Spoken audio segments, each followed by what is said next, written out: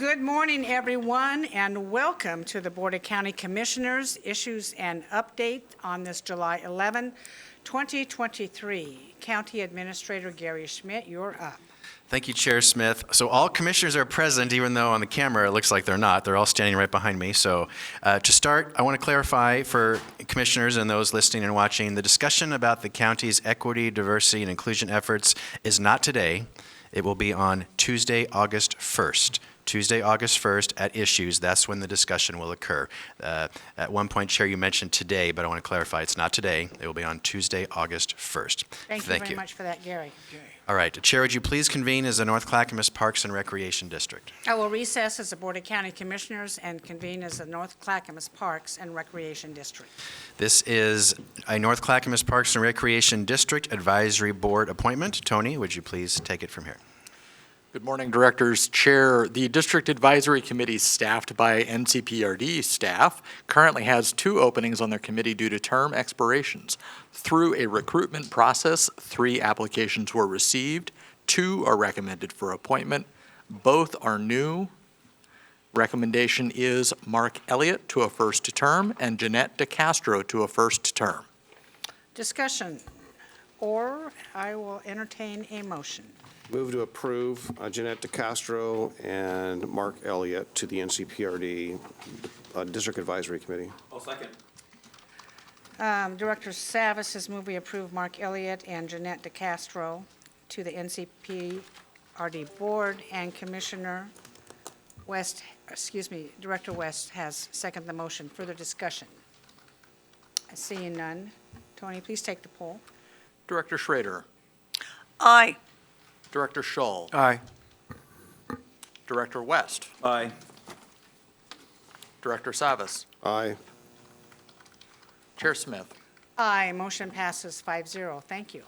Great. Chair, would you please convene as the Board of County Commissioners? I will recess as the North Clackamas Parks and Recreation District and reconvene as the Clackamas County Board of Commissioners. You'll be meeting as the County Commissioners for the rest of this meeting. Next up is consent agenda requests for the Board of County Commissioners. The elected officials item is pulled and will be brought back in the next week. Transportation and Development. Item 1, approval to apply for a grant with the United States Department of Transportation for a supplemental planning grant for the Transportation Safety Action Plan. The grant value is $330,000 with matching funding through road funds of $83,905. No county general funds are involved. Dan Johnson, Director of Transportation and Development. Go ahead. Thank you so much, Gary. Chair Smith, Commissioners, as you can see from the packet, we're requesting authorization to apply for this specific grant. The purpose of this grant is to enhance our Transportation Safety Action Plan to incorporate essential elements of equitable access and the safe systems approach. Essentially, this will put the county in a better position to qualify for federal, state, and regional funding for traffic safety projects in the future. Be happy to answer any questions you might have. So what do you do with this? What kind of safety procedures or signs, or I don't know? All the above. Our safety work and our safety action plan deals with signage, striping. It deals with signalization. It deals with widening of roads and safe access points, et cetera. Okay. Further questions or comments? Seeing any objections, go ahead. Item 2, approval of a funding agreement with the Willamette Falls Locks Authority. The agreement value is $120,000 for 3 years. Funding is through county lottery dollars. No county general funds are involved. Harken back to June of 2021. Basically, the Oregon legislature passed HB 2564. That legislation established the Willamette Falls Locks Authority, basically an entity to have ownership and advance work associated with the locks. On or around October 19th of 2021, the County Board of Commissioners appropriated funding to support this effort. That funding was essentially $40,000 a year for 3 years. And basically the funding agreement attached memorializes that funding and advances the distribution of those dollars.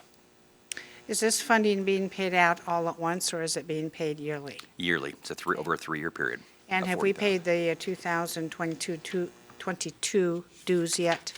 No, we have not paid anything Okay. on this until you authorize the funding agreement. Okay, so we're kind of in arrears a little bit, and the reason for that is the Willamette Falls Locks Authority could not receive money until we went through the Oregon Justice Department and was able to file some agreement. I don't even remember the name of it. Sue probably does. It had to, because of the legislation that was set up for that. Thank you, Commissioners. Any further questions or comments? Seeing no objections. Item 3, approval of a contract with Sierra Santa Fe Corporation for the Wilsonville Chip Seal Package. Contract value is $342,442. Funding is through County House Bill 2017 road funds. No county general funds are involved. Basically, this is a contract for the Wilsonville Chip Seal Package, which will resurface approximately 7.9 miles of road in the Wilsonville area. These roads include Baker Road, Morgan Road, Tews Road, 145th Avenue, Westfall Road, and Malloy Way. We provided you a lovely description of what chip seal is in here because there are questions in the past exactly what that was and how we utilize that to maintain the health of our transportation system. I can tell you the project was advertised in accordance with ORS and LCRB rules on April 27, 2023. Bids were opened May 25, 2023. After review of the bids, Sierra Santa Fe Corporation was determined to be the lowest responsive bidder. Commissioner West. So, looking at, this is right by my house. So, looking, Oh, hey, let me note that real quick. this is, looking at where this is at, right, earlier this morning, I brought up a little section of Graham's Ferry that is very close to this, that I think would very much benefit from this process. Is there any way, if we're already there, to expand that section that is very potholy and difficult to drive upon, where Tews and Graham's Ferry comes together, and just a small stretch that winds down, that a lot of people in the county do travel to get around to work and through the community? Well, exactly 20 minutes ago, we were informed of the Graham's Road issue. And Graham's so Ferry. if we're on notice, we're going to go look at that. Okay. I don't think there's the ability to expand this particular contract, but if there is an issue identified down there, it can be noted and put into our TRIO system to be addressed and looked at for future projects. Would it benefit you if I just send you a specific stretch that I drive right there and we've talked about? That's Yes. right by there? And just like here, between here and here is my biggest concern within Kit County Road. I know it is very close to the Washington County border too. That would be fine. okay. In fact, we, just for the public's benefit, if anybody in the public has concerns about roadways, we have access on our transportation maintenance sites. They can submit that information as well. Oh, perfect. Thank you. Any further comments? Seeing no objections.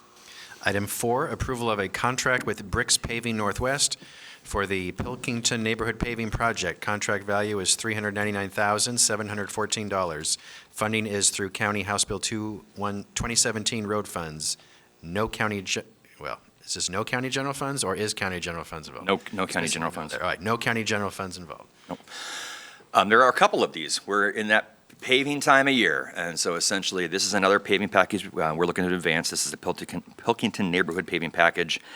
You can see the contract includes the asphalt, cold plane removal, placement, pavement markings, installation, removal, et cetera, traffic control, et cetera. So essentially, the project was advertised in accordance with the ORS and LCRB rules on March 27, 2023. Bids were publicly open on April 27, 2023. After review of those bids, it was determined that Bricks Paving Northwest was the lowest responsive bidder. Questions or comments? Seeing no objections. Item 5, approval of a contract with KNL Industries for the West Clackamas paving project. Total value of the project is $997,011. Funding is through County House Bill 2017 road funds. No county general funds are involved. This is another paving package for West Clackamas. Essentially, this is going to be a paving package that resurfaces about 1.75 miles of road. There's about 14 different roadways in there that we'll be looking at and treating. The project was advertised in accordance with ORS and LCRB rules on April 10th, 2023. Bids were opened May 2nd. After review of the bids, KNL Industries was determined to be the lowest responsive bidder. Questions or comments? Seeing no objections. Item 6, approval of a board order authorizing purchase of SHI OpenGov's Cartograph Operations Management Software through a cooperative agreement. Total value is $392,859.87 for 3 years. Funding through the County Road Fund. No county general funds are involved. We collectively are responsible for 1,400 linear miles of roadway in Clackamas County. It's one of the single biggest assets the public owns.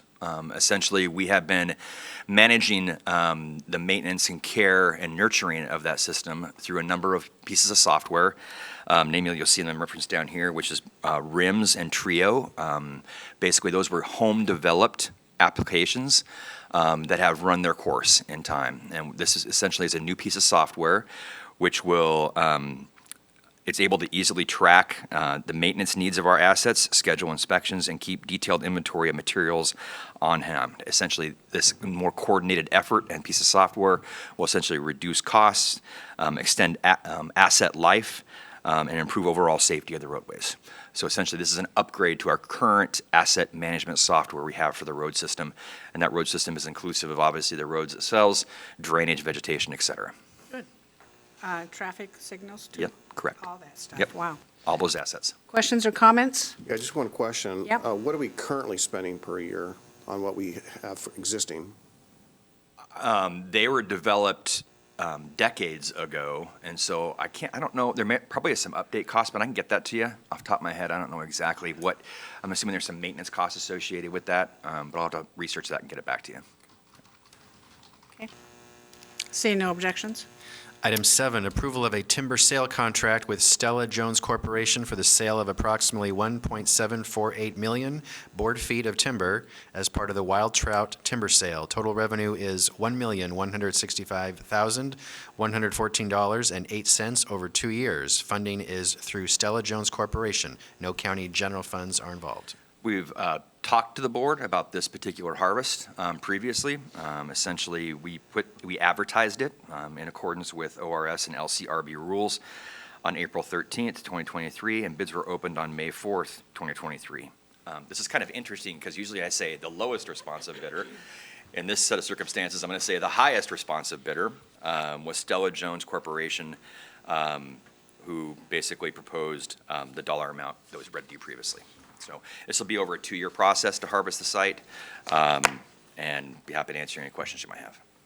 Questions or comments? Yeah, could you just inform us again what the revenues are go to? Is it county parks? So basically, those revenues go back into the forestry program, and then we are directing revenues from this and other land sales, et cetera, into county parks. We do, correct. Thank you. Seeing no objections? And it does fund like reforestation and things of that nature that we have to do, but fundamentally, we are directing money to county parks on that. Seeing no objections? Item 8, approval of a contract with Sierra Fe Corporation for the Estacada Eagle Creek chip seal package. Total value is $1,112,442. Funding is through County House Bill 2017 road funds. No county general funds are involved. I sound like a broken record. Another chip seal project. As you can see, we distribute these as geographically as possible throughout the county based on need. This one's down in the Estacada area. Project was advertised in accordance with ORS and LCRB rules on April 25th, 2023. Bids were opened May 25th, 2023. After review of the bids, Sierra Santa Fe Corporation was determined to be the lowest responsive bidder. Questions or comments? Seeing none. Thank you, Dan. Thank you. Thank you. Next, Health, Housing, Human Services. Item 1, approval of an amendment adding funding to a service contract with the Father's Heart Street Ministry for extreme weather center activities and to provide additional bed nights. The amendment value is $60,389. Total agreement value is increased to $311,949 for 1 year. Funding is through the state of Oregon, out of the cold funds, and $9,464 in budgeted county general funds. Rod Cook, Director of Health, Housing, Human Services. Go ahead. Good morning, Commissioners. Move this a little closer. This winter, the shelter opened more nights than usual. So the center had provided, this winter, the center had provided 3,551 bed nights for warming center services over 85 nights versus 1,201 bed nights over 39 nights provided last fiscal year. And so basically, we had a harsh winter that exhausted all the funds, and so that's why we're coming before you to add more funds to this particular project so we can keep that center up and running. Of course, we won't be seeing hopefully won't be seeing any more cool temperatures, but we may need the same shelter for heat or heat dome type situations. So this was payment for last winter? Yes. How come we're so late on it? I mean, they've already expended their resources to do it. Now we're finally paying it? We're not finally paying it. They've exhausted the funds that we've given them to date, and now we're giving them more money so they can stay open. Okay. So Father's Heart Ministry is just golden, and I love it, but I'm going to ask a question that might be prickly to some. Father's Heart Ministry, is that a faith-based organization? I don't know. Based on the name alone, I would suggest that it is, but I don't know, and I'm not. So I would like an answer to that. Okay. Because, you know where I'm going with this. Because there's many faith-based organizations that offer social services to Clackamas County, and some have been turned down, citing the nature of their organization as indeed faith-based. So therefore, if Father's Heart Street Ministry is faith-based, why do we fund them and not others? And that's a rhetorical question, but it bears further examination. Yeah, I could tell you overall, the way we deal with faith-based is if you agree not to proselytize a person to get the service, to access the service, then we will do business with you. If you do proselytize, then we have more problems with specifically federal dollars in terms of funding. So we funded faith-based organizations over the years, and that's our caveat. You cannot preach to the people. You cannot say So that is you Father's have to Heart adhere. receiver of federal funds? They're a receiver of our funds. I'm not sure if they receive But you said funds. federal funds, Yeah, Rod. typically the federal dollars are where we had to get really specific about when we cannot proselytize, because then you have to go to the feds and deal with them on that issue. And looky here, my light board has lit up. Gary, you're up first. Yes, they are a faith-based organization. We just did a web search, and that they are, yes. Okay, thank you. Commissioner West. It'd be interesting to know maybe even the legal boundaries around this. It's my understanding that, I'm not an expert on this by any means, but the federal government cannot have any type of state-sponsored faith or religion, right? The federal government cannot, or government in general cannot. However, it does not prohibit private organizations from being religious in their actions, and that doesn't. And so, does that mean a group like, I don't know, Teen Challenge or Salvation Army, who might say, hey, we do great work here, but we have a chapel that you have to go to every Sunday. Like, you don't care if you believe it or don't believe it, we want you to show up, go to the chapel service, and then that you have some spiritual aspect to your life as a part of coverage, part of the 12-step program being something spiritual, right? So where does that boundary lie to where public funds can be used to support these groups that do great work, because they have maybe a better outcome in people through the recovery process, and where does it run up against the constitutional, because I don't think that just because someone is acting in the public space and is being religious necessarily precludes them from federal dollars. The government can't say we only give money to Catholic churches. Or we only give money to the Mormon church or to Muslim faiths or whatever that faith is, right? We can't show preference. But if we're willing to be like, hey, you're doing the good work, I wonder if I don't know what that line is. I'm curious. Yeah, I think it's if you require someone to adhere to whatever the religious dogma is, that's not prohibited. That's my understanding. So if I'm going to get a food basket, I can go into a church and get that, but you're not going to make me say, come over here and pray with me, come over here and confess that, Yeah. So you get your food basket and you're on your way. And so that's it. So you're looking, so we're talking about some federal regulations, federal law. I wasn't prepared to talk about that today, but overall, what we do is when we talk to any faith base, we're like, people are not going to have to adhere to your religion or to your dogmas to access service. Is that correct? That's correct. And so that's how we move forward with all the. But a rule to attend some type of spiritually based service is not necessarily in and of itself. Am I wrong? I would say you that's- have to confess you have to do a confessional. But I a would lot say of that's inpatient treatments say yeah. you just have to go to chapel this week. You do what you want. You could sit there and do nothing, but you have to attend. I don't think that you can have someone attend a chapel service to access the services. Okay. Commissioner Schrader. Yeah, most of the faith-based organizations I think that we work with, the people are providing the service out of their own, framework of helping the poor and needy and aren't necessarily proselytizing in any other way. Correct. It really is more of a personal sense, like Catholic Charities or the Catholic Worker Movement. I mean, they take people in, feed them, and they don't proselytize saying, well, you've got to get baptized. And remember, we did just give like over $600,000 to the Canby Center. Yeah, and they do have people, the one thing they do is they do have people say a prayer before the meal. That's the one thing they kind of do, but I don't think that's crossing a line.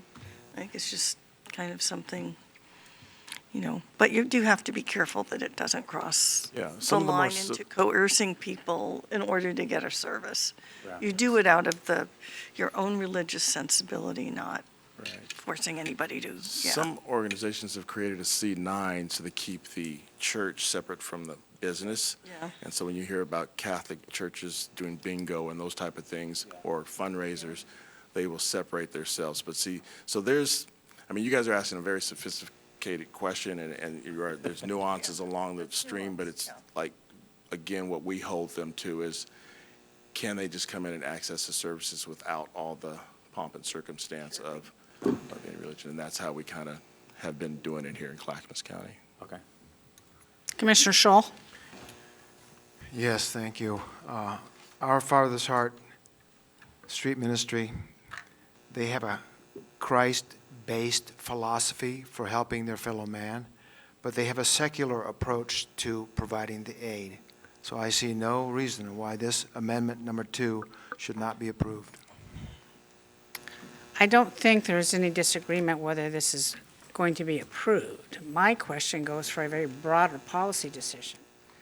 There's a lot of very successful drug and alcohol treatment facilities that have been denied by Clackamas County because of their faith-based practices.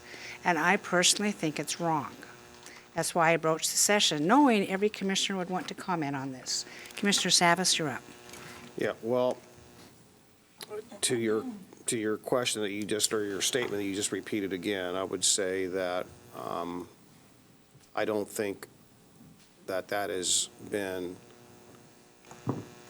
not saying you're invalid, but I don't think it's been validated that was the reason. I haven't heard the bottom line as to how that particular one was denied.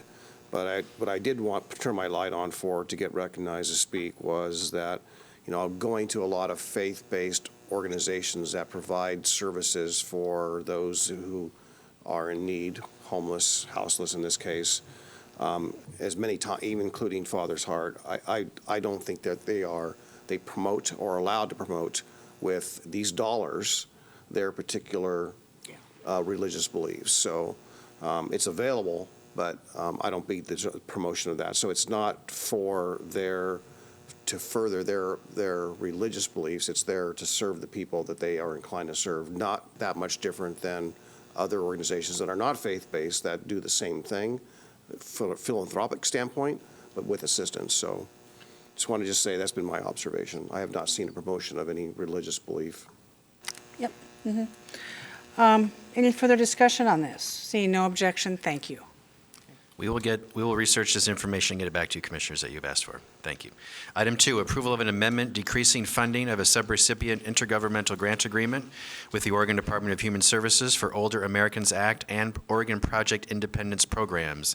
The agreement value is reduced by $400,000. Total agreement value is now $10,364,143 for 2 years. Funding is through the U.S. Department of Health and Human Services and the state of Oregon. No county general funds are involved. I'll do a quick background on this one. Oregon Project Independence helps approximately 150 elderly Clackamas County residents live safely and as independently as possible in their homes and communities. Services include nutrition programs, evidence-based health promotion efforts, family caregiver support, transportation, case management, information and referral, and in-home services. The issue here is the state allocated additional funding for the program in fiscal year 22-23 in anticipation of a federal waiver and the launch of an expanded Medicaid-funded OPI program. OPI is the Oregon Independence. Due to the delayed commencement of the expanded program, a portion of the previously allocated funds for Oregon Project Independence funds will remain unspent during fiscal year 22-23. And so basically, the state is still negotiating with the federal government on this new program. The state allocated us the funds, but we just really didn't have all the regulations and everything set in place for us to spend the dollars. So for now, we have to return those dollars because we had no mechanism to spend it. Or if we did spend it, it would have put Clackamas at risk of having to pay back something if it was inappropriately spent. So that's what's happening. We hope to see this money come back to us, but for now, we're having to return it because Talk about government red tape at its finest. Commissioner West. That's unfortunate. I guess I'm curious, and I'm sure this money's very important to this program. Yeah. It's essential, right? So, is this typical? Like, can you give me a little background education? Do they hold it for us, or do we lose all rights to the money because of going through the bureaucratic gobbledygook, or like what? I don't want to see us miss out on. This is a lot of money for this program. Yeah, I agree with you. And so because this is new to me too, I'll be looking into what our recourse is and do we still have access to those dollars? Because, we assertively go after as many dollars as we can. I think what it is they spent it, we had to, and we had to spend, they gave it to us, we had to spend it in that last fiscal year. Mm-hmm. That's over now.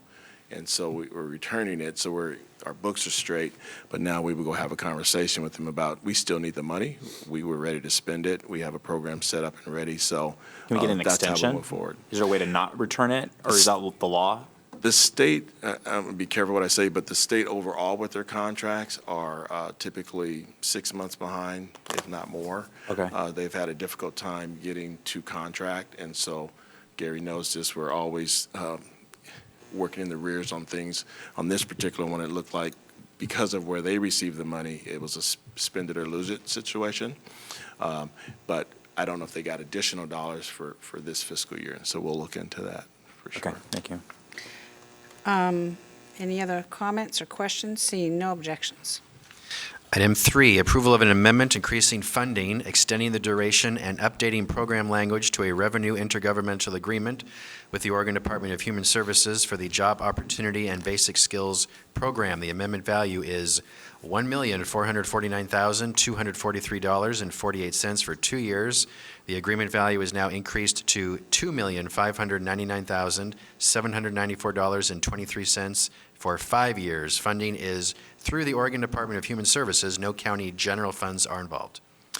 So there's one correction I need to make. The $2.5 million is for 4 years. We misstated that in the staff report, so sorry I didn't tell you that ahead of time. But it's 4 years, not 5 years. So that's a correction. But other than that, the Clackamas Children and Families Workforce is responsible for managing the Oregon Department of Human Services referred clients through Jobs, Opportunity, and Basic Skills Program.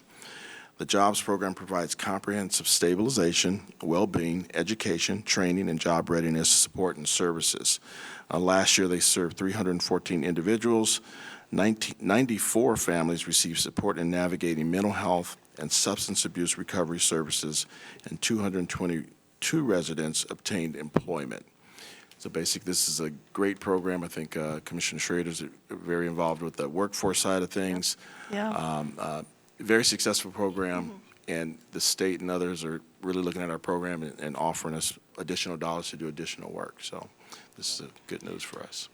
Commissioner Schrader. Yeah, thanks, Rod, for mentioning the workforce piece. Do you know what kinds of jobs these people are getting? There must be some regulations. that Well, I can happen to either- have the manager in the back of the room. You want her to come forward? Is that okay? You have time? Chair Okay. Smith, you agree? Come on, please come up forward and state your name and your area of expertise. Thank you. Some programs. Good morning, Chair. My name is Jennifer Harvey. I'm with Children, Family, and Community Connections, H3S, and I manage the employment programs. The JOBS program is really a comprehensive family stabilization program, and it involves seeing people all the way through to employment. The jobs vary based on what the job seeker is interested in doing. It could be that they are interested in going to community college. We partner with the community college to ensure that they are enrolled in those programs, and then we assist them throughout that program all the way through to obtaining employment.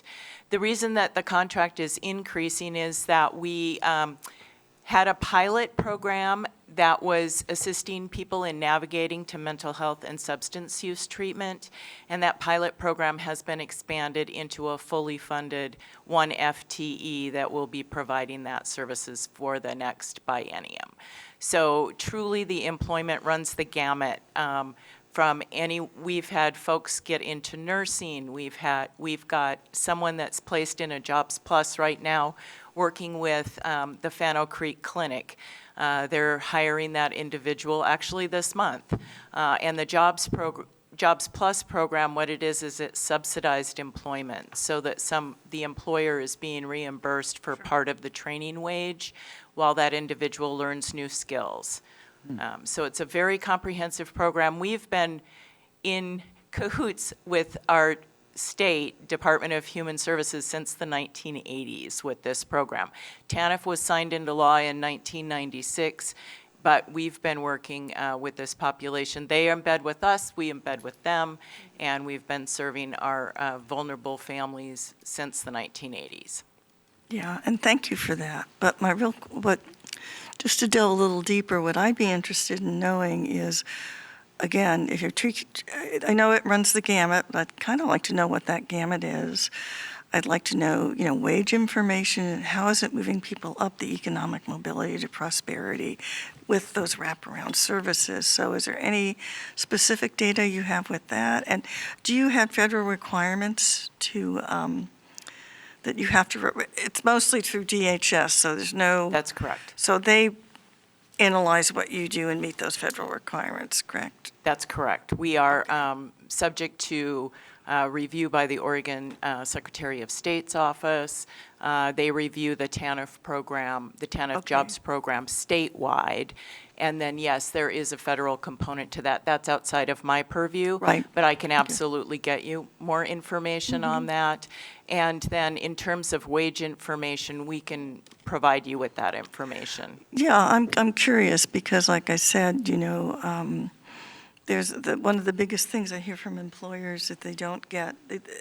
They really have a hard time, just getting people to stay. So what your nexus is with helping these folks get these jobs in a private sector and / public sector. And public sector, the data that I would absolutely. be interested in looking at. We actually capture the industries where people are placed, so I Okay. can get you that for the That'd be- 222 in last fiscal year. Okay, great. Thank you for that. Okay. Thank you. Commissioner West? Wow. Last year, the program served 314 individuals, 94 families, support in navigating mental health, substance abuse, recovery services, and 220 residents obtained employment. I'm trying to get this is impressive, I'm trying to get a better understanding and a clearer picture about the family or the individual. So are we helping them walk through the recovery process and then they get employment afterwards? Do you have to be in recovery to get these services? And does this additional money expand to more individuals within the county since this is an increase in funding? So what will that money go to specifically? I'm just trying to get a good idea beyond just the workforce piece, which is often near the end of recovery, right? So I guess, paint the picture for me of who we're helping. Absolutely. So this would be families that are receiving TANF, which is Temporary Assistance for Needy Families. So it's the lowest income families within our county, and they are receiving services from the Department of Human Services in self-sufficiency programs. So these families have children up to age 18 and that are in high school, and they're restarting their career or starting with a career. So it could be, there may be substance use, there may not be. Okay. The family determines what they want to work on. Most of the families have housing insufficiency. They have all different needs. And so really we're providing that wraparound service in combination with the family coach to help families work on their stability plans. It's family directed. And then we have certain documentation requirements to document their moving forward in the plan they've created with their family coach. So truly, many times we're learning about domestic violence or family violence issues after we've placed someone in employment.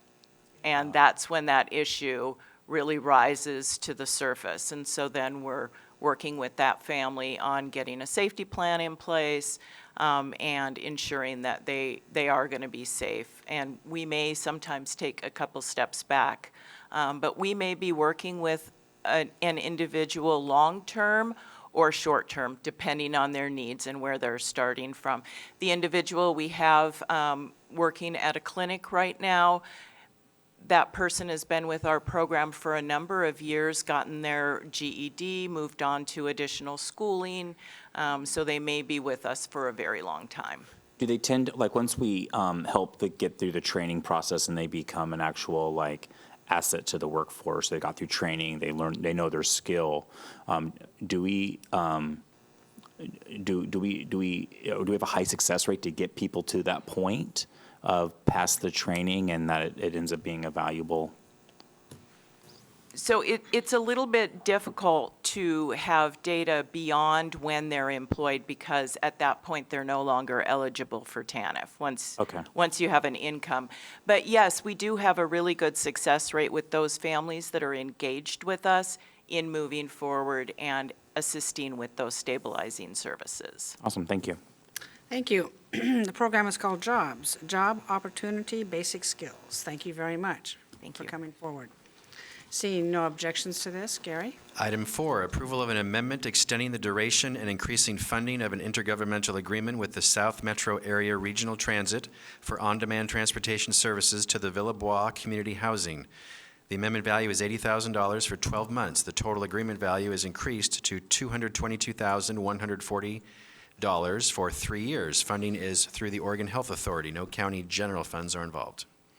This agreement provides on-demand transportation services specifically designed for residents living at Villebois Community Housing Site. Transportation services are provided Monday through Friday except for 6 identified holidays.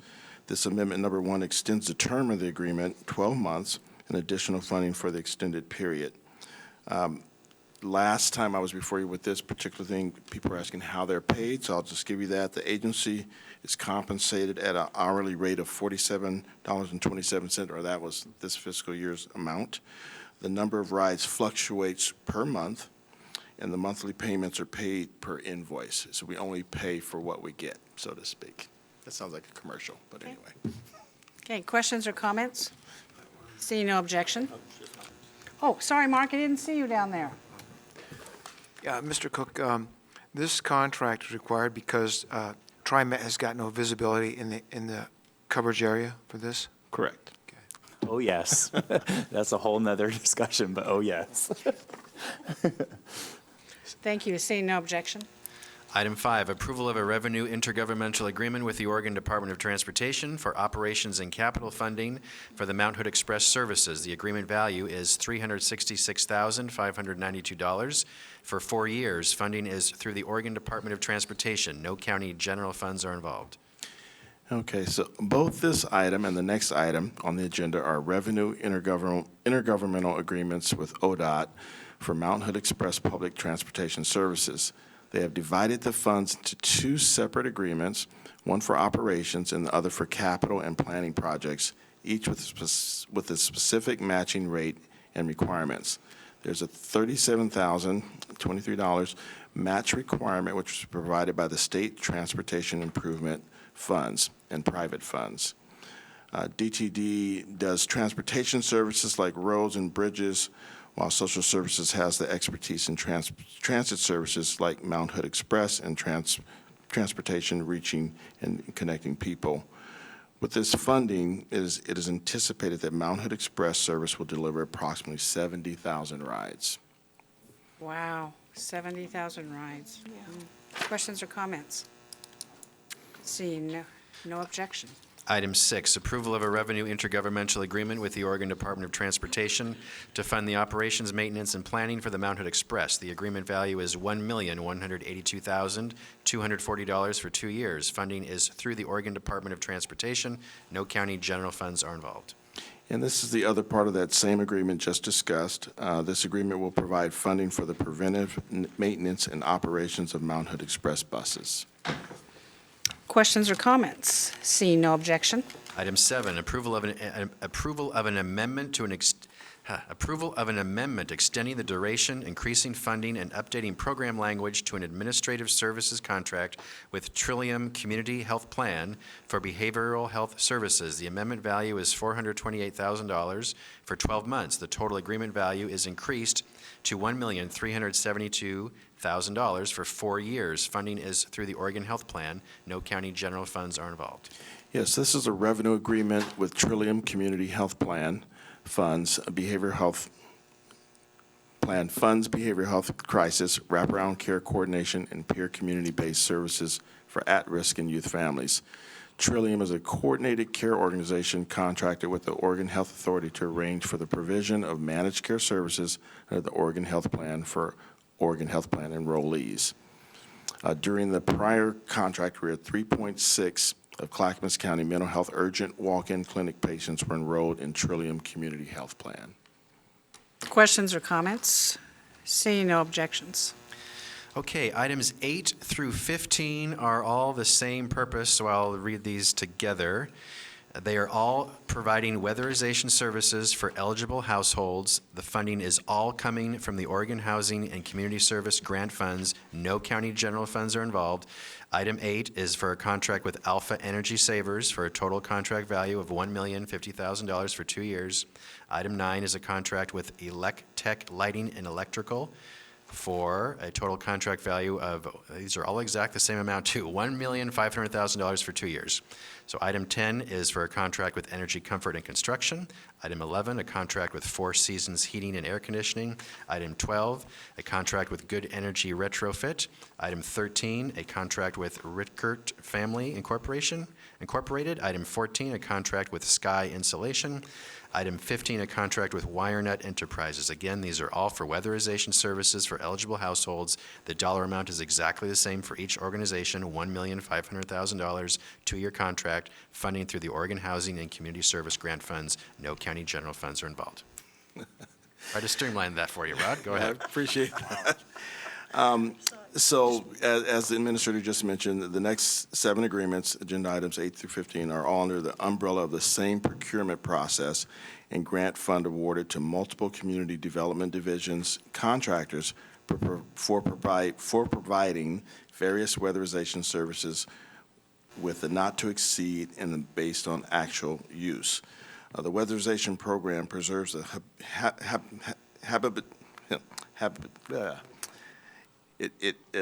preserves the habitability of homes, improves the health and safety of the home environment, lowers energy burdens and costs, and keeps the residents stably housed. So why this one's a little different is what we do is we put out a procurement and we get several contractors who will apply, and they're kind of in this list. And so as we have a need for a home to be fixed, whoever's next on the list will tap them, and they get access to provide that service. These are things like new roofs, flooring, water heaters, those type of weatherization type things. So that's why you have this, all the same amount. They won't all earn that amount, but that's what the contract will allow us up to that amount so that gives us the flexibility for anybody we're working with can do the work for us. So that's why this one's a little different. Commissioner Schrader? Yeah, Rod, what's the eligible households? What is that? What are some of the criteria for that? You know, I should have that. I don't have that, but I can get that for you. I know it's low income, and a lot of the work we do is around the mobile homes because banks will not loan mobile home owners money for fixing the roads and those type of things because there's depreciation on mobile homes. So we find ourselves with elderly citizens in mobile home situations where we're doing most of our work. However, someone on your street who had a certain income level could apply for this and also have work done on their property as well.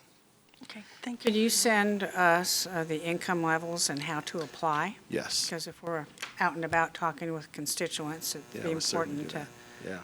yeah, at least know about the information. Yeah, appreciate that. Okay, thank you. Seeing no objections?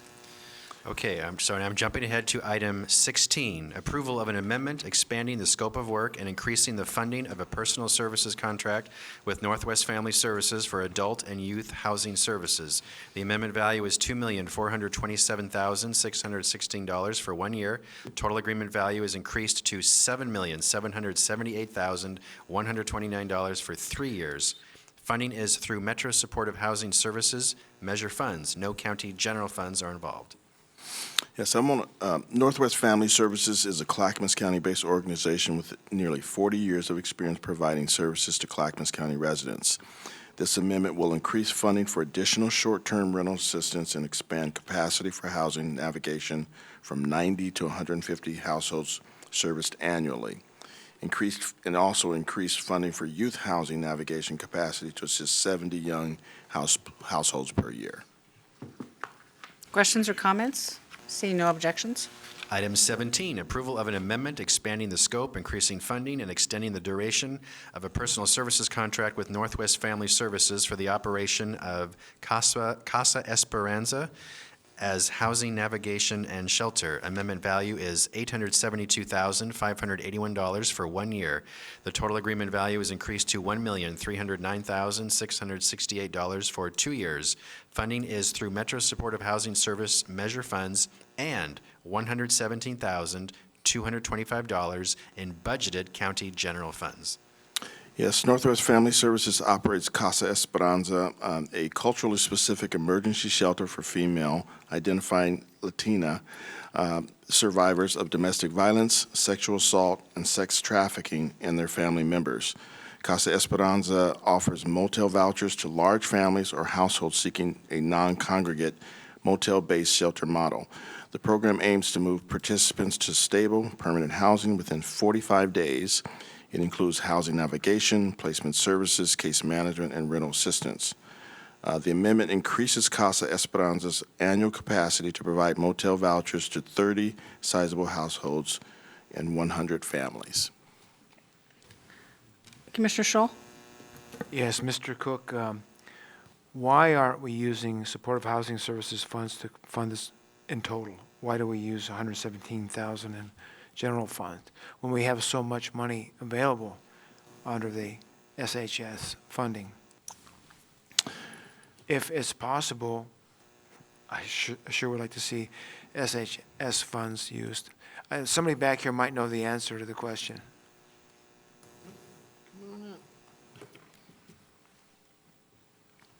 Good morning, Commissioners. Adam Brown, Deputy Director, Health, Housing, and Human Services. The general funds are allocated in this contract to support services outside of the urban growth boundary, given the prohibition on use of SHS funds outside of the UGB. Okay. Mr. West? Thanks. Thank you. That totally makes sense. When we talk, I'm going to piggyback on that question, though. When we talked about trying to find those ways where we don't need necessarily the funds in the urban growth boundary because we have SHS dollars and we're going to redirect those funds, is there a way that, do we have funds that can be redirected that could necessarily not use the general fund here? Is there a way to, is there a pathway for that? So there's a longer answer to this question that we could support a discussion at a later time if you would like. But there are about $1.2 million allocated in the Housing and Community Development Division of General Fund for housing-related services. The IGA with Metro has a non-displacement clause that basically says that the partner jurisdiction can't back out general fund that were allocated for these services before the measure was passed or before the agreement was negotiated. Okay. So we've preserved the allocation of general funds for these services, but we've repositioned them to support the services outside of the UGB, just as we're doing with the other state and federal funds where we have the ability to do that as well. Okay, that makes sense. And then my last question is that it's such a unique population. Some of this is some very sensitive, traumatic stuff these people have endured. Do we have a strong process to make sure that their privacy is protected and then they're in a space that allows them to potentially not be discovered or to be away from being found out as they receive care and help? The provision of DV-related services is some of the most sensitive and protected aspects of services in our whole human services realm. We take that privacy and security and protection very seriously. Thank you. And this is probably more history than you want to hear, but one of the key words in this particular contract is domestic violence. So the Board of County Commissioners had allotted money to child abuse and domestic violence almost 10 years ago, I think. And so that's why part of this money was available before housing became a thing. This board was already investing in the domestic violence, and a lot of them, as you know, have to get out of their current home into a safe place. And so that's the connection here, the historical connection, Okay. and why it still has some general fund in there as well. So Thanks. Thank you. Any other questions? Seeing no objections, thank you. All right, that concludes the consent agenda list. All of these items will be on this Thursday's business meeting for your action.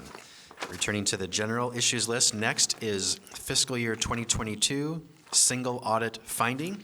Patrick Williams, the Deputy Director of Finance, will present, and there's a memo in your packet. And also Joseph, our grants manager. Go ahead, Patrick. Administrator Schmidt, Chair Smith, Board of County Commissioners. Each year, state and local governments who receive federal awards in excess of $750,000 are required to prepare and have audited a schedule of expenditures of federal awards. In last fiscal year, the most recent fiscal year that's being audited, one of the major federal programs tested is the Emergency Rental Assistance Program provided by the U.S. Treasury. As part of that award, departments were required to provide monthly reporting 15 days following the previous month's outcomes or program outcomes. Oftentimes, the department, which was Social Services, requested extensions on those reporting deadlines and received those extensions. There was one extension where we could not find documentation that it was submitted, and neither could the U.S. Treasury. So as a result of that, we received a significant deficiency in internal control, which is less severe than a material weakness, but it's important to share with the board and what we plan to do to help ensure that it doesn't happen in the future. Our corrective action plans, which we actually had planned to do prior to the finding because we recognized it as a weakness, was to compile a comprehensive inventory of all of the county federal awards and what those reporting deadlines are, and then have a more central, timely monitoring for the status of the reporting and tracking of extensions. And lastly, obtain and maintain copies of all grant reports and documentation of extensions within the Department of Finance's records. What department was this? Social Services. And what department was this? I'm Rent sorry, assistance. H3S, Rent yes. assistance. And Oh, right, has yeah, this emergency ever rental happened assistance, before? yes. I beg your pardon? Has this happened before? Not to my knowledge. Are you sure? I haven't been with the county that long, but I'm not prepared. I can certainly share with you if it had happened before. We have had an issue with rental assistance funds in the county and some reporting issues. So it wasn't this exact instance, but there's been some other issues with these funds, yes. Thank you. I guess my question is going to this. It happened before. It happened again this year. And what additional corrective action are you doing in this department to make sure these reports are done in a timely manner so we're not back here next year with a possible another? Because this department has the most federal grants of any of our departments. And with all the other monies coming in on the, with the Metro bond and the SHS dollars, I just want to make sure that this department is in compliance and following the rules. And as you're aware, we don't have, we have influence but no control over the Department of Social Services.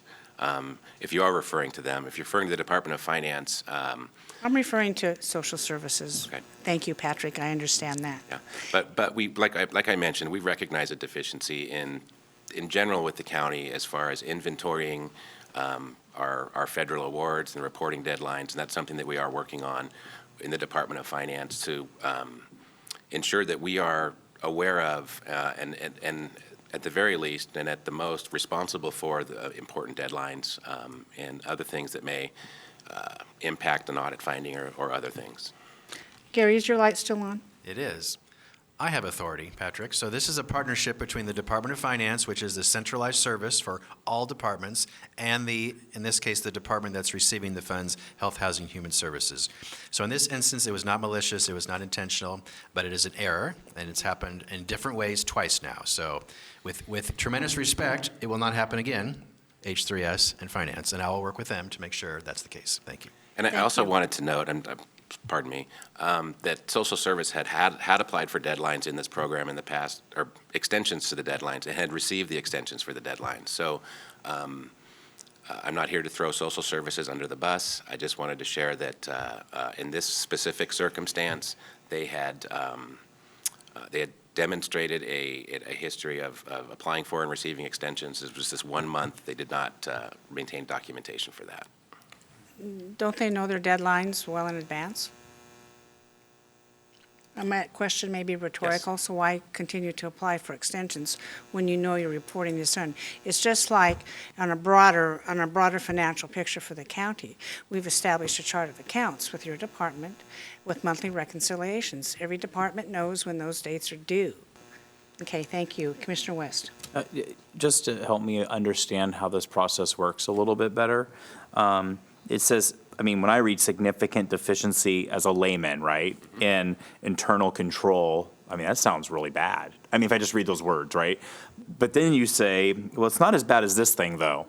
I don't know if I care if it's not as bad as something else. It just sounds bad, and so I don't understand the definitions of these words. Like, is there like a scale that we're going off of here to where like, it's like, can you help me understand that? I don't know. Yeah, Comparing it to something just not as bad, it's like. I agree, and I in hindsight, I probably shouldn't have mentioned that because it's not important. It's Right. something that was recognized as something we need to do better, and but there is a grade, and but it is important, something we need to do better. But can you explain to me the difference of these terms, like significant deficiency of internal control versus like where is that on the hierarchy and the scale of concern? Is this a oopsies or is this like an oh my God? Like, you know what I'm saying? Like it sounds like an oh my God. But I don't know what these terms mean. Yeah, Joseph. Yeah, Joseph Rosevear, Grants Manager for the county.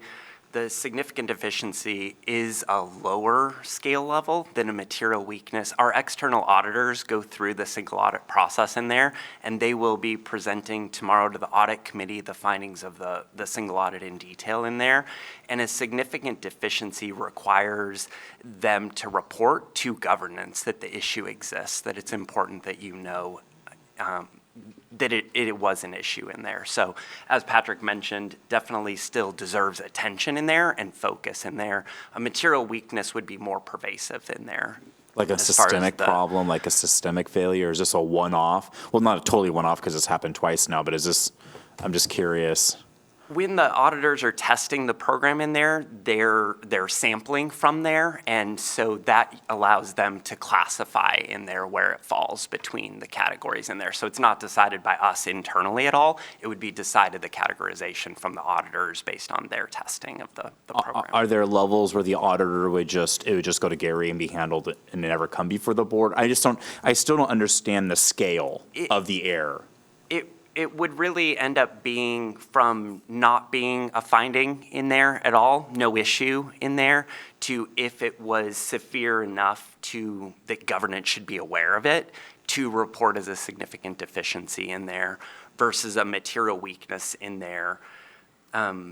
I'd be happy to provide, some more Yeah, it would just- detailed yeah, I would be language interested around that because- for you. Because I mean, is there a level that we would, like, that it's not significant to bring before us, but we still want to deal with it? Is there, if it has to come before Board of County Commissioners and governance and take our time, that seems significant. Right, I just don't know Yeah. how bad of an issue this is. I literally don't know if this is like we just forgot one little reporting and it's a blah, versus, I don't understand, I just don't, it's not clear to me as an elected who doesn't do this for, that doesn't have this background, like what I'm actually looking at here. It's not clear. That makes sense. And in the single audit report there, in the summary of the auditor's results, they break it apart into two sections, financial statement related and federal awards. And within the federal awards relates to internal controls over our compliance related to those major programs. And then they'll separate it out between the two different levels in there. So like you were asking if something was below the significant deficiency in there, if it was, my understanding is from the single audit process, if there was a finding related to that, it would need to be reported so that you are aware of that versus a financial statement in there and how materiality works into that for their reporting in there. So with the federal awards, I believe this was covered a little bit in a prior presentation when the external auditors, Moss Adams, presented before the board in there, related to the levels are a little different around the federal audit in particular in there than our financial statement audit, our annual comprehensive financial report. So, but the levels do exist within both of those in there. Gary? Thank you. Gary, yes. Yeah, so this is part of the financial audit of the entire organization. It occurs every year by state law. You're the governing body. You see everything. Nothing is held back from you. This is all about risk. This is considered a low level of risk, which is why this is informational only. You're not doing a resolution or a board order like you did on other items. So simply, this is a low level of risk, but you need to know it happened. Thank you. I guess he's getting to my questions like, I want to know our risk level. Yeah, Is definitely. Is it like not so bad or is it like red alert? Like Right. it just reads scarier than probably what it is. Yeah, and just to reiterate on that, any issue that comes up, as well as if there wasn't a finding in there, there are always areas that we are working on developing our systems and processes related to those from a risk management standpoint, as well as from a compliance standpoint in there as well. Thank you. I appreciate the definitely. explanation. Thank you. Commissioner Scholl. Yes, I understand that this issue has to do with an internal control issue, but does a finance director coordinate, educate nonprofits that actually disperse rental assistance dollars every year to make sure that we're not going to have problems there? Yeah, that is a Department of Finance responsibility as part of our subrecipient monitoring program. Okay, so you do that annually? More frequently than that. Okay. It kind of depends on what the contract schedule calls for. Okay, thank you. Any other questions or comments on this? Gary? It's been a great conversation. Again, this is informational only. We're informing you this is happening. And at tomorrow's audit committee meeting with Chair Smith and Vice Chair Scholl, you'll have a more chance to talk about this there. Thank you very much. Thank you, Patrick and Joseph. Thank you. Next topic, Board Town Hall, August 1st. Staff has a proposal, want to make sure you're okay with it. Public and Government Affairs, Sue Hildick and Dylan Blaylock. There's a memo in your packet. Good morning, Madam Chair. Sue Hildick with Public and Government Affairs, here with Dylan Blaylock. You gave us feedback about town halls, and we now have a plan for August 1, which will be an evening event, 6 to 7:30. We haven't had one in a while. Dylan has been working with disaster management on that plan, and I'll have him walk you through that. Yes. Good morning, Chair Smith, Commissioners, County Administrator Schmidt. What you see before you in the memo is what will, with your approval, go out publicly, and we will do robust outreach around it to try to make sure we get the same numbers we've seen before. We usually get about triple digits with these town halls. I'm expecting the same with this, as long as we do our job. I do want to draw your attention to the note at the bottom that's in italics. I know the board is very interested in educating about defensible space and wildfire. My idea to continue to keep the amount of guests and people on screen at a minimum was to get a fire official on a video that we could showcase in the beginning of the conversation. We've been trying to work in more multimedia into these town halls, and I thought that was a good way to do it. Okay, and it says you're going to show a brief video on how to do that. Yes. Okay. I imagine other questions are going to come up during this, for instance, on preparedness. And a lot of people think that government is going to be there immediately in these larger disasters, and then they find out that government is not there only because government can only cover so much and do other things. And I think an important segue into that for Daniel Neibauer to talk about is preparedness along with defensible space in the event that that conversation comes up. Commissioner Savas. Yeah, a couple of weeks ago when we had our community leaders meeting, I know this was a topic that had come up, and the following evening, I was at a CPO meeting in which a representative for the fire district, Clackamas Fire, had done a presentation for the CPO, and it was very very informational. I thought it was really, really good. So I'm glad we're having some kind of a, I guess at least a video, but I would also suggest maybe that we have some contact numbers for the fire districts around the county for those who watch, so they know who their local, hopefully they'll be able to discern what their local one is or district. They should know.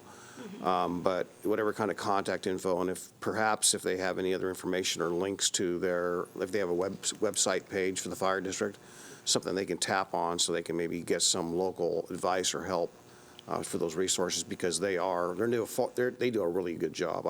We need to point them to those agencies. Thank you. That's easily done. We can be sure to create a slide that we show a few times during the town hall. Right. And also the emergency number alert you can get on your cell phone. Let's do that again, because there's still people that have not signed up for that. And then they say, I wasn't notified. And so you can only do what we can do. Thank you, Sue. Commissioner West? I mean, it's over our break, Wasco County has a fire burning in Mount Hood, really close to Mount Hood right now. As of a day ago, it's burned up to 60 acres, not huge, but not small. I know we're watching that closely. It's close to Clackamas County and our national forest in our area.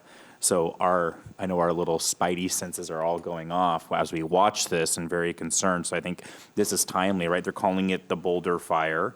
And it looks like they're getting on top of it, which I'm super thankful for. And I think we should be prepared too that a lot of the rural community feels justified or not justified, abandoned by to some extent, not by some entity, some governmental. We just plain blame to go down whatever we learn as we go through these difficult processes. So I'm not pointing fingers to anybody. However, it might be kind of a cathartic kind of thing too, educational and cathartic. I think we should be prepared for that. It's a super emotional thing, especially in Estacada, Molalla, in that area. It was a tough time, and so I think people are going to potentially really express. I'm not here to say it's justified or not justified, those concerns. I hope that we're prepared for that conversation about preparedness and how to prevent. And the chair's totally right.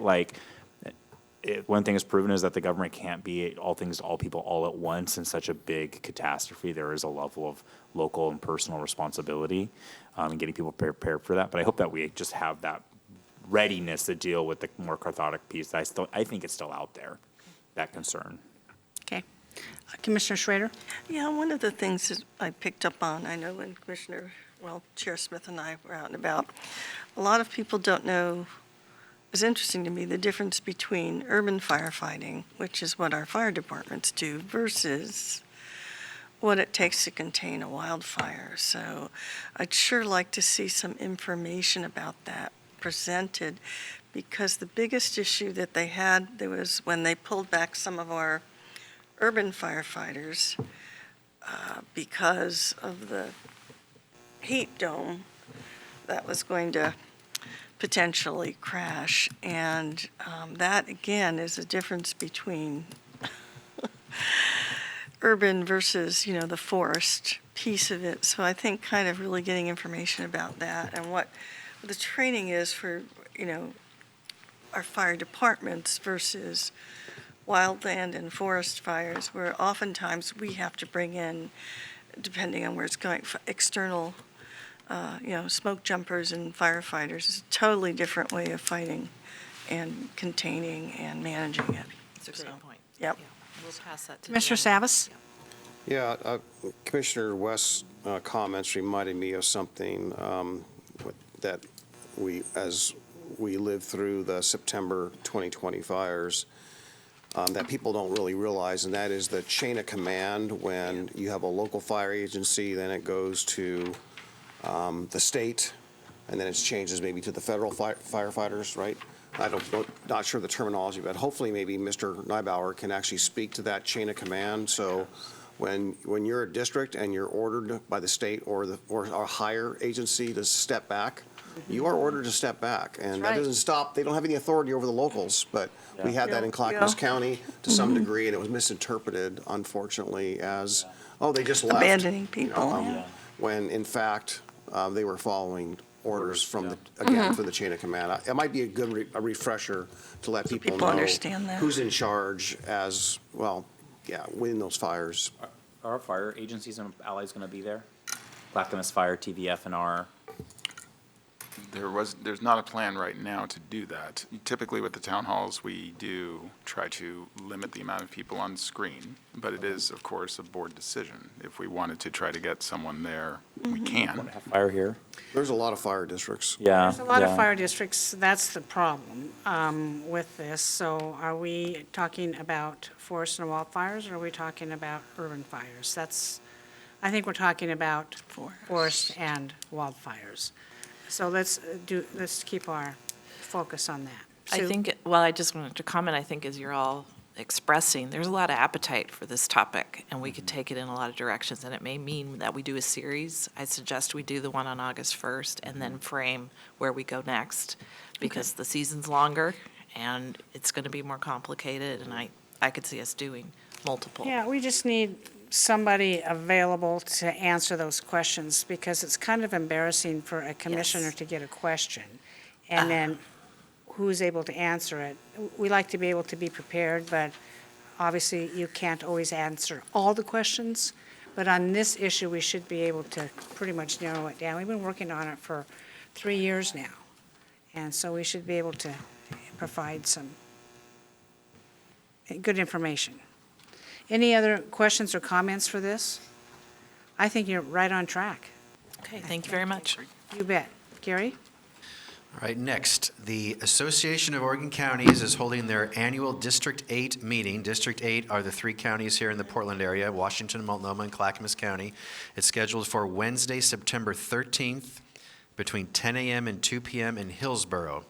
So that, as you know, is also a policy session day for you commissioners. So I'm asking you today, are there at least 2 of you or more that want to go to the AOC meeting on September 13th? And if so, we'll reschedule the afternoon of policy sessions to another date. So we have on September 13th, the Economic Development Policy Session, and what does that Correct. entail? That is a review of our new manager, Laura Edmonds, her analysis of what the board and the county should focus on as far as economic development. This is sort of her report now that she's been here at the county. That's also the afternoon of your blue ribbon panel we'll be meeting that we had on your schedule. With us? Yes. Yeah, and Hillsborough, so we'd have to travel over to Hillsborough. So we've got some conflicts here, Gary. Now, this blue ribbon panel is something that staff has put an exorbitant amount of time on. Unfortunately, maybe they didn't see the date of our District 8 meeting. And I've always maintained that, yes, these ancillary activities are nice, but our main job is to be here for Clackamas County. My question is, commissioners, who intends on attending the District 8 meeting? And can you be back here promptly at 1 p.m.? That's going to be a big day. Is that district, that's the AOC meeting? Yeah. What are they covering? Like, what's the topic? That matters. Up to the director of Washington, I think it's, I don't know which commissioner is the head of it. It's that's going. Chair Treese, or Commissioner Treese of Washington County is the chair of that committee. There's not an agenda yet. They're asking for topics, but it's mutual topics that the 3 counties want to talk about, and you can suggest So topics. they don't even have an agenda yet? Not yet, no. That's correct. Well, I think what I'm seeing, I would stay here myself at this point. I'm going to stay here. And we have the economic development. I'm going to continue. I think we need to do that. We've already postponed this several times. If it's on let's hypothetically say AOC is talking about one of our big priorities? What if it's tolling? What if it's, It's not going to be tolling, I can guarantee you. okay, what if it's housing and homelessness? Measure 110? What if it's Measure 110? Do we want to maybe send one and that one person can get back here? Depending topic relevance. I wouldn't, that would be fine to me. Yeah. And let's just wait to see what the agenda is, Gary. Let's bring the agenda back to the board, remind us what we said today, in case we forgot, which we might. And if there's a commissioner that wants to attend it, but we really do need to give attention to these other issues. Commissioner Savas? Yeah, well, I'm, been around a little while. I don't recall a District 8 meeting being that early in the day. Typically, they've been in the evening. Yep. Or late afternoon at the earliest. So I don't know if they were mindful of everyone's schedules. So just saying, that's right smack dab in the middle of the day. I know. Pretty far away. Close, yeah. It's about probably almost 2-hour drive at that hour of the day, especially on the way back. On the way back, it's going to be a booger. Yeah, Murder. Yeah, it's horrible. So, when I did it out in Hillsborough, it was in the evening. Yeah. Is Zoom possible? I'm sure it will be a hybrid meeting, so yes, you could choose to participate. So maybe some of us can attend, I by would Zoom. attend a Zoom, but I wouldn't, I wanna drive agree, to I don't think I Hillsborough. get back in time. I can't get back in time, so let's express to Commissioner Treese, we all love her dearly, and she does good work, but we have scheduling issues, and could we have Zoom available? Yeah, just let them know it might be District, 7.5, not District 8. What is that? I know it's a joke. I have no idea. It is. It Right, is. so what I'm hearing is we're keeping our policy sessions as scheduled, and that hopefully at least 3 of you then will stay here at the county, and we'll see if there's Zoom opportunities. We'll ask if they can move the date or change the time. I'd like just know how they got there, how they got to the middle of the day. I mean, we've always done, again, Can they move it to the evening? Is it set in stone? We can request, it's entirely up to Commissioner Treese. We need other options, Gary. All right, well, we'll share that feedback. Okay, very good, thank you, understood. Next request is the Oregon Broadband Office is scheduling a monthly meeting of elected officials only to discuss broadband in Oregon and to see what in particular county and city, or county governments, local governments need. All 5 of you got this invitation, so I'm asking, is there just one of you that'd like to be the liaison? Because not all 5 of you need to go.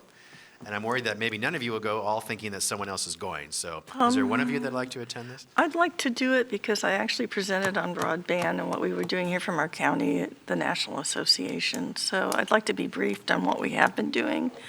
Is that all right, colleagues? When is it? What is it? It's going to be the first Friday of every month. It'll be a Zoom meeting. I don't know Okay. what time it will be.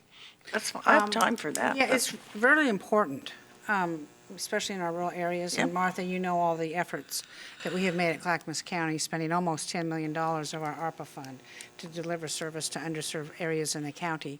And then there's more federal grants coming, hopefully, and you can probably get a line on that Yeah, for us. I can get a line on that because it's an economic development. Well, I'd be piece, happy, too. Commissioner Schrader, if you would like to do that. I would. Yeah. Colleagues, is there any objection to Martha attending? Okay, And then, thank you. can you report back to us what you find? Absolutely. Okay, that was easy. Easy, thank you very much. Next, your business meeting for this Thursday, July 13th, 2023. It is an evening business meeting, 6 o'clock p.m. You will have all the consent agenda items that you discussed today, and that is your agenda. If you have any questions on any item, please let me know. Happy to answer it before Thursday. Next, Commissioner Shull wanted to give an update on short-term rentals outreach. As you recall, last month, the board received a briefing from Commissioner Savas and I and some of the policy advisors on the short-term rental recommendation. And the board agreed to proceed towards a public hearing. Currently, County Council has the draft regulation. He's going through that. What I recommend is that we work with staff and PGA to put together a press release that will include the highlights of the regulation, a link to the document so they can read it in total, and then also include the date of the public hearing. I think that should be an adequate outreach, and if we can get that document to the majority of newspapers across the county. I think by the time that the date of the public hearing comes, we should have a well-informed county. And if the board would consider that idea, we can get working on When's putting the that date of together. the first hearing? It's not determined yet. I think it's on the green Oh, we sheet. scheduled it, yeah. It's on the green Tony's sheet. going to check for us real quick. Yeah. So we normally do this outreach anyway for any public hearing. So yes, we were going to do Yeah, it it's anyway. not a but problem. I happy was to just do it. curious. It's on the green sheet. Yeah, Commissioner Savas. Yeah, so I don't have a problem at all with the content as Commissioner Scholl laid out. I guess the question I would have and make sure that we all feel that, because I'll digress. We have sometimes been critical that we haven't done enough outreach. And so I want to make sure that the mediums and the level of outreach, whether it's geographic or it's social media and so forth. So the content I agree with. I think what I'm looking for is just agreement on the level of it. You know, we're either guilty of not doing enough or guilty of doing too much. So, you know, I want to make sure we have agreement that we're doing the right amount. I don't know what that right amount is. Well, and another thing we can do is we can make sure that the press release goes to each of our CPOs. That would help a great deal also. Newspaper CPOs, I'm sure they have that figured out. And we already do this, but happy to make sure that we uncover every, no stone uncovered for this particular item. Yes. And, you know, and to Paul's point, you know, we get accused of, oh, you didn't tell us, oh, you didn't tell us. Well, let's face it, you know, the citizenry is really inundated with information. And a lot of stuff just comes in and goes out, and they don't pay attention to it until, oh, wow, here it is. And so what is enough? I don't know what enough is. It's difficult to determine that. Another thing we could add to the press release is a window of time where we encourage residents to email the board with their concerns. So, I think that's on there yeah, too, Mark. Yeah, okay. I think they do that, but if you want to have them send a press release over, Gary, to the commission, We'll just send it out. got it. It's not scheduled yet. We're going to ask your approval this Thursday, Chair, for August 3rd. That's the tentative date, but you haven't approved that yet. Okay. So coming up, first week in August, likely. Okay, good. All right, understood. Good, thank you. We'll do all this outreach. Okay, the final item is Commissioner Communications. Okay, Commissioner Savas, we'll start with you. Okay, I'm feeling a little bit under the weather, not because I'm ill, but those lights up there are triggering a migraine, and it's very difficult to think clearly when you can't see clearly when you have a migraine coming on. So I'm going to pass today. Thank you, that is way okay. Commissioner Schrader. Yeah, I just wanted to talk a little bit about the workforce piece. As many of you know, we pulled together some of our business community, and we're having conversations about what a public-private nonprofit partnership would look like. I'm tracking HUD dollars for the expansion of facilities, also keeping track of the bills that have passed at the state legislature that actually give tax credits to families that have been passed, and also those bills that will potentially get us more dollars leverage for increased facility capacity. This is in partnership, again, with our business community and our workforce board. One of the things we're finding as we talk to them and as I go out to visit businesses is that access to childcare is becoming more and more of an issue so we can get people back to work and good jobs where they can make money. So, make money for a good, prosperous life. So I'll continue to work on that. We will do a debrief this week with our workforce board of that first kickoff meeting we had talking to the private businesses and the private sector about their needs. The other thing is kind of fun. We have a sister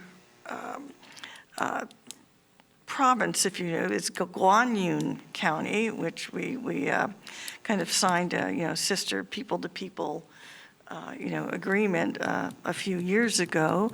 And I will be hosting the Oregon China Council Wednesday night. at my home, but the visitors are going to be from southern China, Fujian province. And this is really just a meet and greet. I know that, we're not talking about the high-level diplomatic issues. I know that Janet Yellen just had some conversations with China where I think things are starting to maybe unfreeze a little bit, but what we do at the local level is really just have people-to-people contact to get to know the people, get to know the culture. And this was actually initiated a number of years ago by Secretary of State Dennis Richardson, who has since passed away. Republican Representative David Brock Smith is involved because he's very interested in international trade. And so we'll be having some of our elected officials there as well, just with this meet and greet. We still do quite a bit of trade with China. So, we're trying to, at the local level, to keep smooth sailing with that. So I'm looking forward to that. I'll probably have colleagues, you're welcome to attend.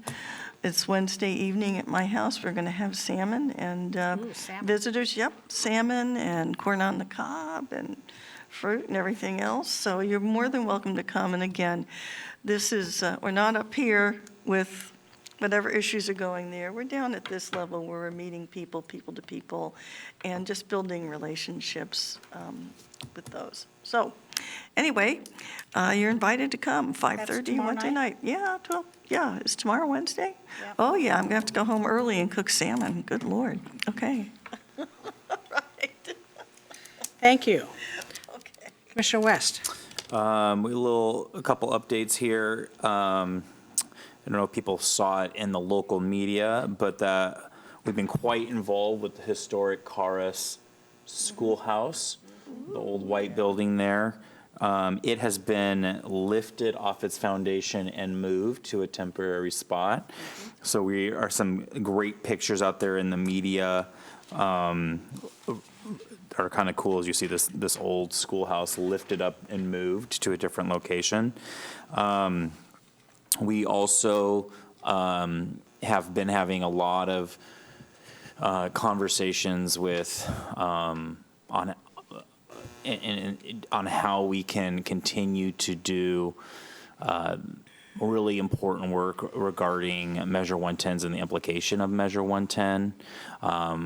We referred 2 ballot questions out to the voters that are going to be, it looks like on a May ballot, to really give further voice to the concerns that Clackamas County has around Measure 110. And I just want the public to know that we're trying to show leadership on a local level where there's been a void of leadership on this important issue. And we would love it if other jurisdictions and entities and governmental bodies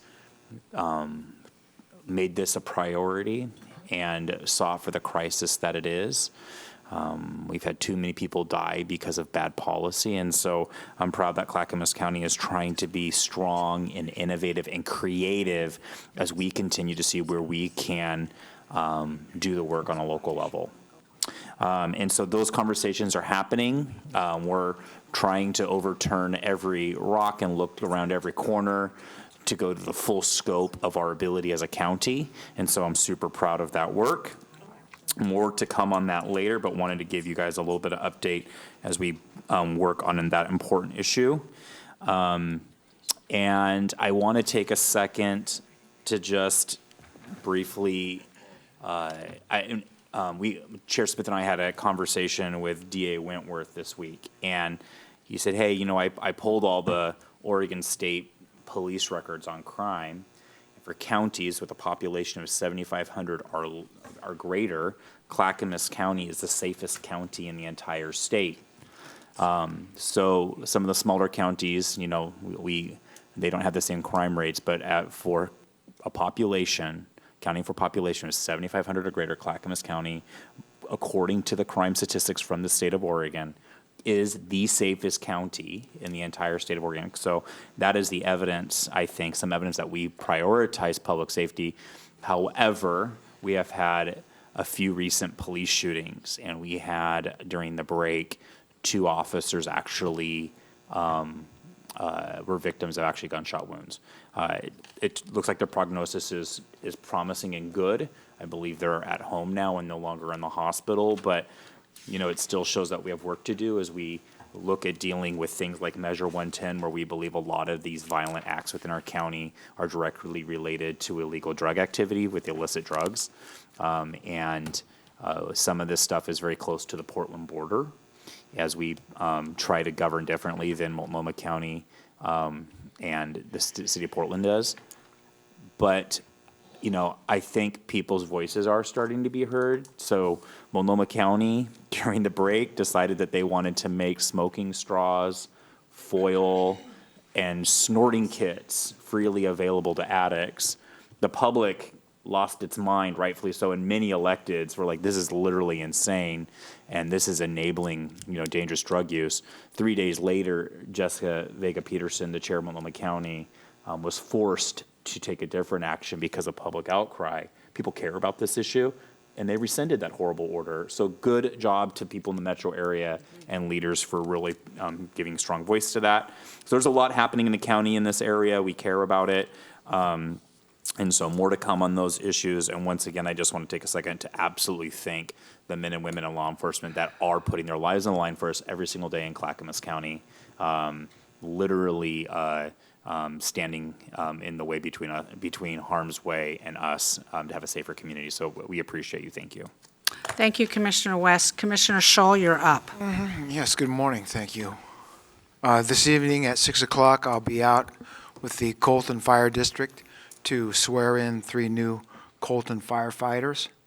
And Friday at 2 p.m., I'll be out in Washington County for the Oregon Department of Forestry briefing on the Forestry Management Plan, which is a step towards adopting the Environmental Impact Study and the Habitat Conservation Plan. So I'll let you know how that comes out next week. And also, I want to say to Commissioner Schrader, the foreign relations between America and China is in your hands on Wednesday. And I hope things go well, and I hope your dog doesn't snatch the hors d'oeuvres. Yes. Thank you very much. Oh, there's going to be good food, but remember, that's above my pay grade. This is just, this is more friendship kind of people to people, and sometimes it's the only way I think we can maybe overcome some of the international hoorah that goes on that isn't useful for anyone, really, in the end. So. Ambassador Schrader. Ambassador Schrader, yeah. There you go for that, Martha. Thank you very much. The Friday before break, I had an opportunity to speak at the 4D Recovery Center brand-new opening. Wow.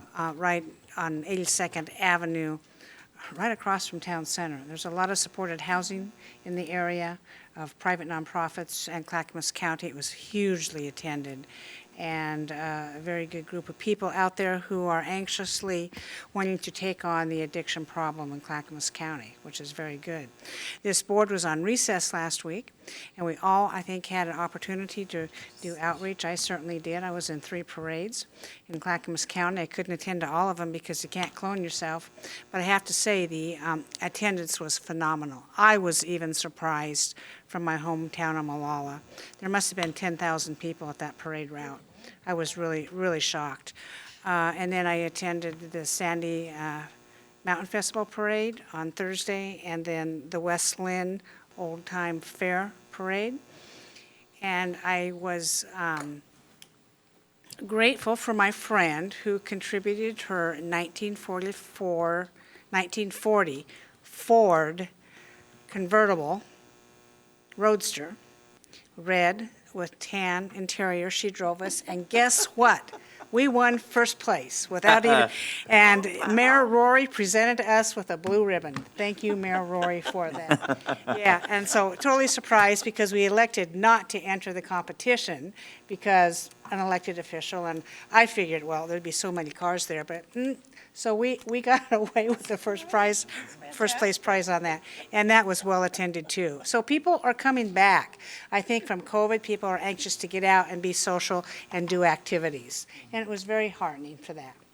Thank you all. Seeing no further business before this commission, we are adjourned.